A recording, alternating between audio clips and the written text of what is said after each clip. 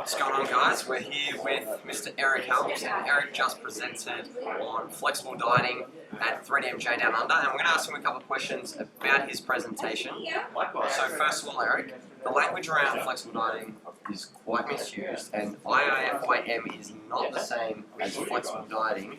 So what is the true definition of flexible dieting? Right, so flexible dieting originally came out of research by Weston colleagues in the 90s, where they determined that there were two different types of restraint, which is like a score you can get on an eating questionnaire.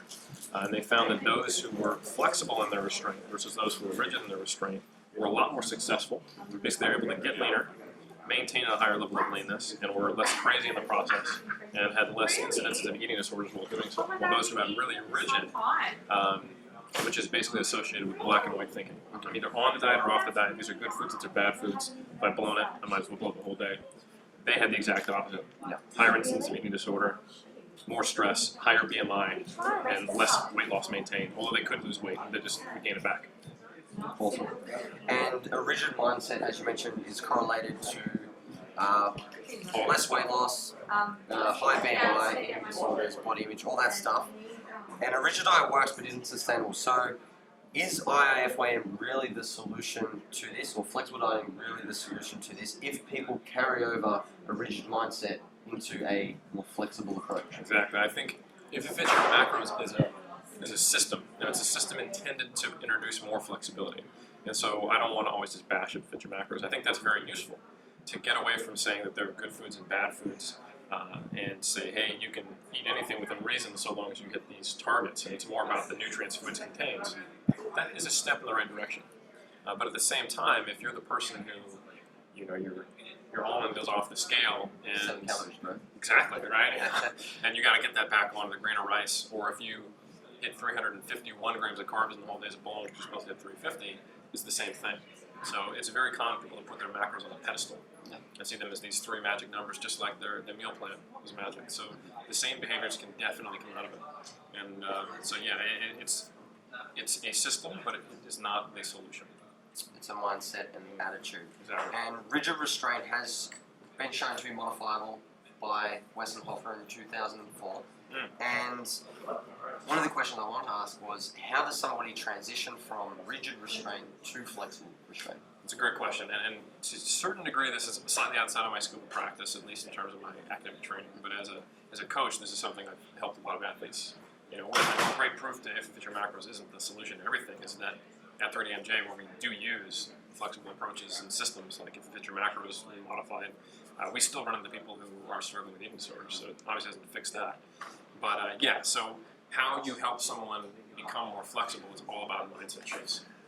And it's not uncommon that we will ask a mental health counselor or an eating disorder specialist to work in concert with us if someone is truly struggling with an eating disorder. But if they are simply a rigid dieter who is not at the point where they're that deep into it, then it is so much about shifting their mindset and getting them to start thinking in priorities and continuums instead of black and white.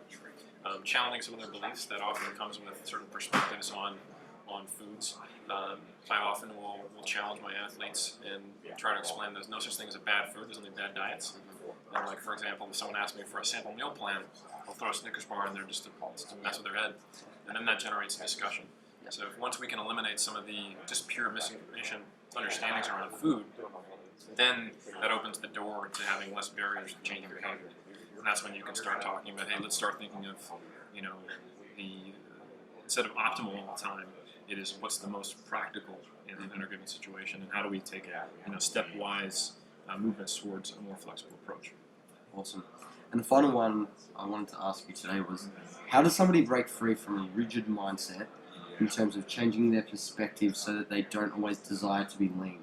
Right, so this is a huge one. I think unlike, say, rugby or any other sport, you go to practice and you come home and it's back to being a human, not a rugby player, right? You know, life's over.